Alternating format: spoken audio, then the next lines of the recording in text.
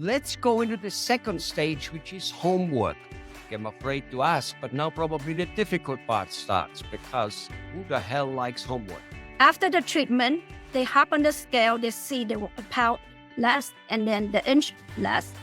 But unless that they go home and maintain or lose some more, if they come back next week and it coming back, it's like yo-yo, right? So it won't do us any good.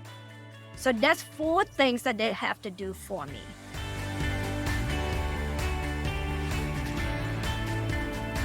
I'm almost sure most of us in most areas of life, be it making money, be it this, be it that, we love to have a jump start.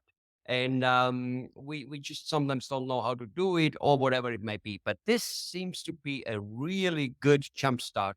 And I think people do and will, at least they should, understand that, okay, a jump start is not loading up your battery forever. You usually still need to, if you get your car jump, because you still Right. need to do some things, and usually it came to the level of not being okay simply because you neglected it in one way or the other way. So let's go into the second stage, which is homework.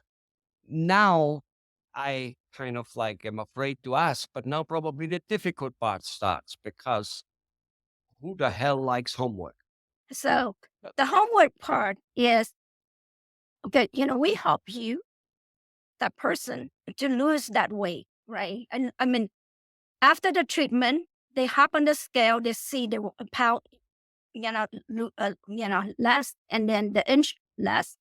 But unless that they go home and maintain or lose some more, if they come back next week and, it coming back, it's like yo-yo, right? So it won't do us any good. So that's 4 things that they have to do for me. So one For is, them, really, I think. They yeah, they I mean, they might do it because of you, but they are probably doing it for themselves, right? right. So, but, I try to make it so simple in a way that, for them to actually be able to do it. So one is intermittent fasting. So my way of doing intermittent fasting and make it very simple, there's so many versions of other, professional required to do. But what I do is whatever your last meal is, do not eat for the next 12 to 16 hours. So you can start off 12 and then you can increase to 16. It's not that difficult because, you already sleep 8 hours out of it. So only the 4 hour that you need to make sure that you don't stay near the fridge. Or, if you have any sin food that you eat one, you have to finish the whole bag, get rid of it. Yeah. And why are we doing this? We're doing this because, when as a baby, right, you see that we feed them every 2 hours because we want them to grow. When you feed them, what do the next thing they do? They pee and they poop right away. So whatever the nutrient that we put, the food that we put on their body, they're actually processing it, get the nutrient out, and the waste come out. Our body, when we're getting older, we don't do the same thing. It's old, right? So a lot of elderly doesn't go to the bathroom for 7 days and think it's normal. And it's not normal, right? So what we need to do is when you sleep is when your system rebuild. So we want to make sure that our system, digesting the food. When you wake up in the morning, it's just get rid of whatever you eat from that day and start a brand new day. So, so the food is, whatever we intake, it's coming out. That is intermittent fasting. But my number 2 is cheat day because you can't do that all the time. So you cannot restricting your body from food all the time. Eventually, it run out of the leptin when we talk about, and eventually there's no signal for us to digest that. So every 7 days, we need to reestablish that leptin so our body go into burning mode again. So our body is smart. So it will craving for things. So sometimes you're craving for sugar, some time you're craving for salt and whatever. You will give it to the body. So it will be able to, put enough nutrient in. But of course, you're not going to stuff 3 days of food in one day. So that's the main key. So remember, every 7 days, you can do a cheat day. You can pick your day. It didn't have to be Sunday, whatever. It can be irregular. It doesn't have to be exactly on the seventh Right, day. Be the right, fifth, can be the eighth, whatever. right, And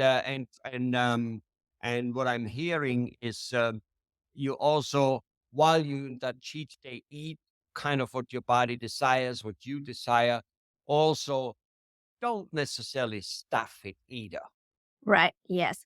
Okay. Number three for me is you need to chew while you eat. Nowadays that we're so busy in life, so we eat and run, right? So we just put food in and it's not and not swallow and not chew. When you chew the food, the teeth help physically break down the food. So when it get down to your stomach, it's already half broken. So your stomach doesn't have to do that much work to process that food. Second, the food will bind with saliva. Your saliva is a good enzyme to break down the food. So when you're doing that, you actually help the food to already digest when it come down your stomach. If you don't chew the food, it come in as a big chunk, it'll come out a big chunk. So, you put as a big chunk and you don't give your body any nutrient. You think that you eat something to get your body some food, but it doesn't. So it's very important to chew. Um, Saliva is a good antibiotic, good enzyme for our body. So you see, animal when they hurt themselves, they lick themselves to heal. So our saliva is good. It was designed to help us to All heal. right. So Yeah, we have intermittent fasting as homework. We have a cheat day, and we have chewing. right. And Um, and number four is don't drink icy cold water or soft drink, especially when you eat. All the food that we intake has a lot of fat in it.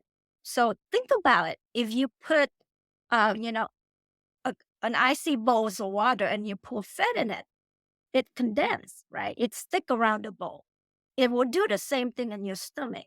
So, so make sure that, while you eat, especially while you eat, don't, don't drink icy water or soft drink or, whatever. a soft drink would have a double impact because each soft drink has about 7.5 kilo sugar in it, right? So, phew. Right. Yeah. All right. So those are the four things.